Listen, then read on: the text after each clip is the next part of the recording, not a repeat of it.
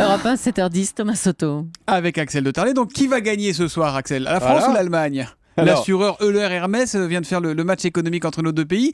Et ben, il y a des surprises. Voilà, Euler Hermès, comme je le disais, s'est amusé à faire le match de l'économie en comparant la France et l'Allemagne sur 10 critères économiques. Vous allez voir, il y a des surprises. Donc on y va, on commence.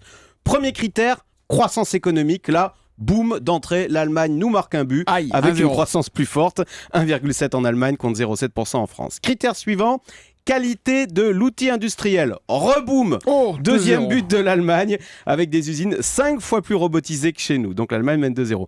Critère suivant, taux de fécondité. Là, boum, c'est la France qui marque 2-1. avec un taux de fécondité de 2 enfants par femme contre 1,4 en Allemagne.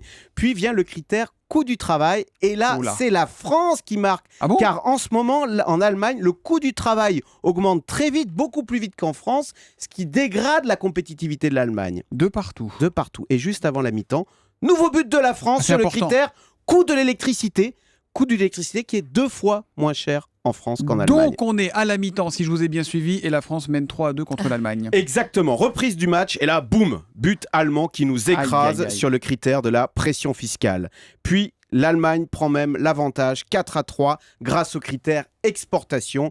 300 000 entreprises exportent en Allemagne contre à peine 120 000 en France. Le match continue, la France égalise 4 partout grâce au critère enseignement supérieur. Et oui, chez nous, 44% des jeunes sont diplômés de l'enseignement supérieur contre 32% Allez, 4 en partout, on Allemagne. y croit. Dans la foulée, nouveau but de la France sur le critère de la pauvreté qui est inférieur en France. La fin du match approche. La France mène 5-4 et pendant les arrêts de jeu, boum, l'Allemagne égalise 5 partout non. avec le critère taux d'emploi Ouais. qui bien évidemment est nettement supérieur en Allemagne. C'est le coup de filet final.